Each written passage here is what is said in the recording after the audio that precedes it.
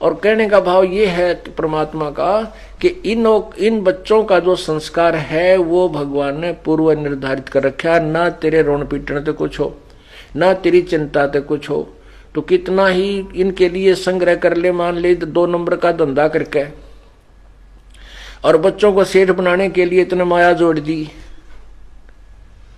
और इनके भाग में माया नहीं है तो वो एक झटके में नाश कर देंगे, या तो शराब पीने लग जाएंगे या कोई और बर्बादी कर देंगे। एक फौजी था, वो उपदेश लिया, उसके बाद बताने लगा जी बात तो आपकी सही है।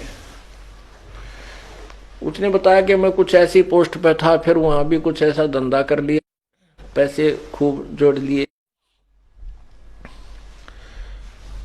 अपने खर्चे भी ना कति कम करके न धन जोड़ने की सोची। एक का बेटा था और इसको जो है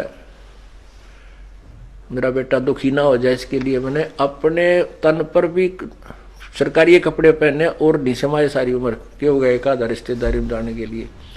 कहने का यह भाव ये था उसका कि मैंने खर्च अपने लिए ना करके बच्चे को सुखी बनाने के लिए, धनवान बनाने के लिए बहुत पैसा इकट्ठा किया।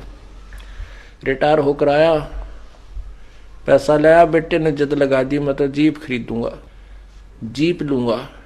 मैंने कहा भाई जीप नहीं, क्योंकि इकलौता बेटा कदे एक्सीडेंट हो जाए, यो डर पर जिद ज्यादा कर ली, उसको जीप लेकर दे दी।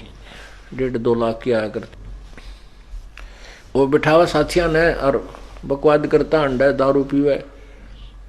वो पैसा जो था वो उसमें ला दिया कि उसने बिजनेस शुरू कर दिया, उसमें लगा दिया, उसका एक्सीडेंट होगा, छोड़ेगा, लड़का मृत्यु को प्राप्त हो गया और पैसा सारा बर्बाद हो गया।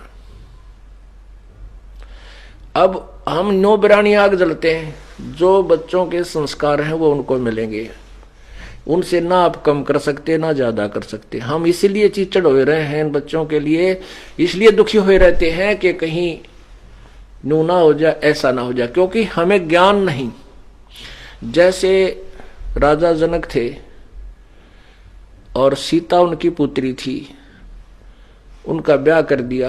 राजा जनक को पता था कि उनको वनवास मिल गया और वो जंगल में भटक रहे हैं, 14 वर्ष भटकेंगे, तो वो कर सकता था मदद अपनी बेटी की। राजा था, बहुत ही अच्छा राजा था, बहुत अच्छा धनवान राजा था। तो वहां जंगल वहां भी थे, अपना बेटी को और दामाद को वहां जंगल में बैठा देता कि ले भाई तुम अपने वन में रहो और खाना पीना यहां से जाएगा, खूब सुविधा दे सकता था। लेकिन नहीं, वो विद्वान था, वो ज्ञान भगवान के विधान से परिचित था कि बच्चे की किस्मत के साथ वो खुद संघर्ष करेगी, हम उसकी कुछ मदद नहीं कर सकते और ना ही ऐसा हमें करने में कोई लाभ होगा। रावण के साथ युद्ध हुआ तब भी जनक ने कोई एक्शन नहीं लिया कि जैसे इनके कर्म है ये आप निपटेंगे, और वैसा ही हुआ। जनक ने मदद ना करी तो भी सीता का जीवन जैसा था वैसा ही प्रफुल्लित हुआ। इस प्रकार जो समझदार व्यक्ति ज्ञान के आधार में चलेंगे तो या बिरानी आग ना जलेंगे।